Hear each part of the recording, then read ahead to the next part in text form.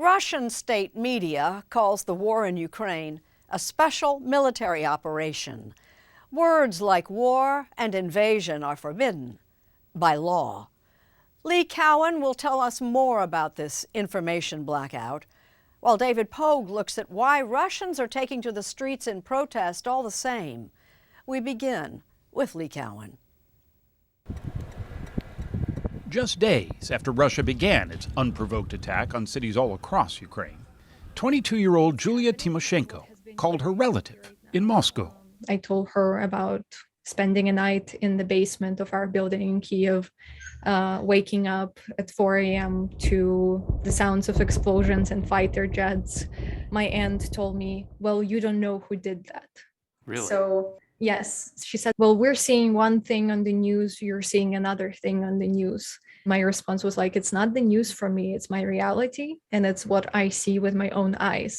Tymoshenko went a step further. I sent her pictures of my mom being in the bomb shelter, us fleeing on the packed train, and she blocked me. She blocked you after you sent the pictures? Yes, exactly. Not even are you okay? I don't know what's going on, but are you okay? And none of that, huh? Yeah, it's shocking for me. Like, I know that everything that they receive is like sort of flipped.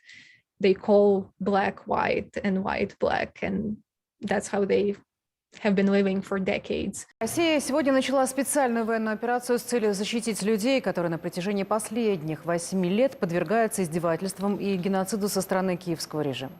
For those living in Russia, the singularity of the state-run media is impossible to escape. The Russian military is portrayed as doing God's work. Even the Russian Orthodox Church has endorsed the so-called special operation as a moral imperative. And if you're wondering just how Vladimir Putin can convince so many good people to believe in such bad things, consider this. Propaganda rests on what people already believe, what people already think they feel, the things that they accept at their deepest level. Nick Cull has studied propaganda most of his life. He's a professor of public diplomacy at the University of Southern California. By alleging that Ukraine is dominated by Nazis and that it is necessary for him to repeat the historic mission of the, as it was then, Soviet Union in defeating Nazis. This is incredibly powerful stuff to invoke. Как не замечает и прямых Народной милиции Донецкой Народной Республики в сфере внешнеэкономической деятельности. What's different, he says, is just how many lies are being spread. The volume of disinformation coming out of Russia over the last 4 years is unprecedented. Something like 2/3 of Russians are in favor of the war because the war that they're approving of is not the actual war that's happening.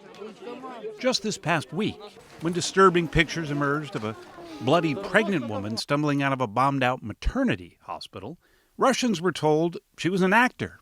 She probably wasn't even pregnant. She gave birth this past Friday. So they're buying it, right? For the most part. It's hard not to buy it. They've now blocked Facebook, blocked Twitter, they're slowing down YouTube. Basically, all of Russian independent media has been rooted out, or what was left of it was rooted out in the last week. Now that's all gone completely, and it's just state media. Julia Yaffe has covered the Kremlin for more than a decade and is currently Washington correspondent and founding partner of the news site Puck. Russians can be very good at suffering for a cause they believe is just, and I think that's what the Kremlin is counting on.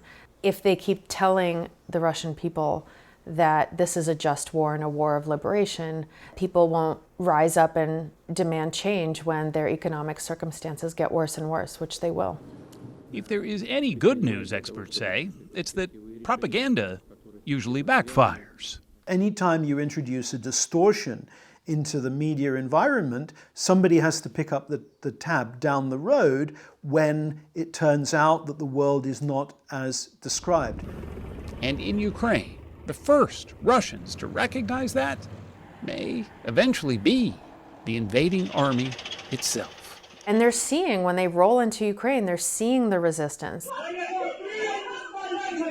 They're seeing how much people hate them. They're seeing tens of thousands of Ukrainians telling them to go home and cursing at them. And it's one of the reasons the advance isn't going very well, because everybody was lied to and they can see it.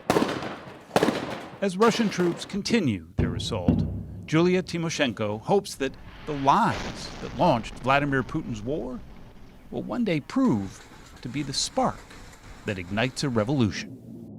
What's the one thing you'd want the average person in Russia to know about what's going on? We fully support those who find courage to speak up and to resist their government, knowing that most likely they will go to jail. And I just want to hug those people and tell them thank you. We just need more of those kinds of people in Russia to speak up and to stand up against their own dictator.